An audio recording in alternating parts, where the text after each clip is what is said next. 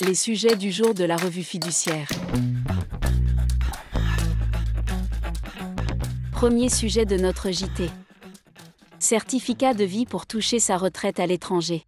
Pour toucher sa pension de retraite, l'assuré qui réside à l'étranger doit fournir tous les ans à sa caisse de retraite un certificat de vie pour prouver son existence.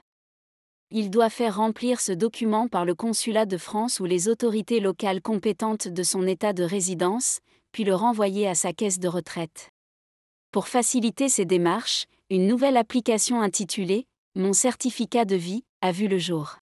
En pratique, l'assuré résidant à l'étranger reçoit un QR code par courrier ou courriel de sa caisse de retraite, qui lui permet d'installer l'application sur son smartphone.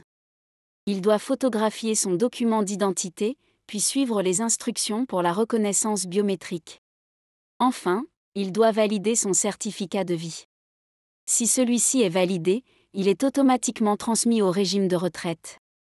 Autrement, l'assuré doit utiliser la voie classique, formulaire papier à faire compléter par les autorités locales, puis à renvoyer à sa caisse de retraite. Deuxième sujet de notre JT. Détection et traitement des difficultés des TPE et PME, peut mieux faire. La Cour des comptes a rendu publiques ses observations sur la détection et le traitement des difficultés des TPE-PME le 20 septembre dernier, un bilan qu'elle juge décevant. Afin de répondre au risque accru de défaillance post-Covid, l'État a créé, en juin 2021, un point d'entrée universel, avec des conseillers départementaux intégrés dans les directions départementales des finances publiques, des DEFIP. Le dispositif comporte également une application, Signaux faibles, pour détecter au plus tôt les risques de défaillance, et la plateforme « Conseiller entreprise » qui centralise les contacts disponibles pour les entreprises. Mais les conseillers départementaux sont encore mal identifiés par les entreprises et les réseaux d'acteurs. Les contacts initiés par l'administration auprès des entreprises en difficulté, détectés via l'application « Signaux faibles », ne conduisent à des retours des chefs d'entreprise que dans un tiers des cas. Les chefs d'entreprise sont encore insuffisamment orientés vers les structures et outils d'accompagnement. L'empilement de structures rend peu clair le parcours des entreprises en difficulté.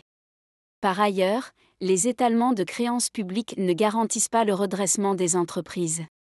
L'accompagnement et la formation des chefs d'entreprise sont trop peu développés.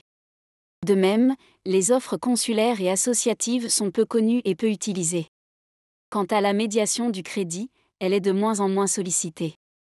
Enfin, selon la Cour des comptes, les procédures amiables auprès des tribunaux de commerce devraient être encouragées par un encadrement du coût des procédures.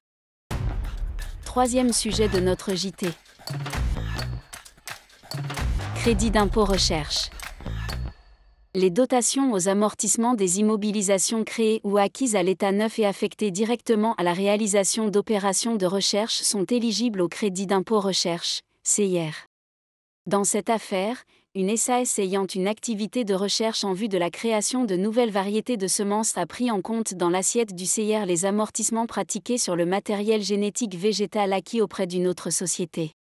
Il a été jugé que celui-ci constitue bien un actif amortissable acquis à l'état neuf dans la mesure où il n'est pas nécessaire que les travaux de recherche menés sur cette immobilisation soient nouveaux par rapport à ceux de la société cédante.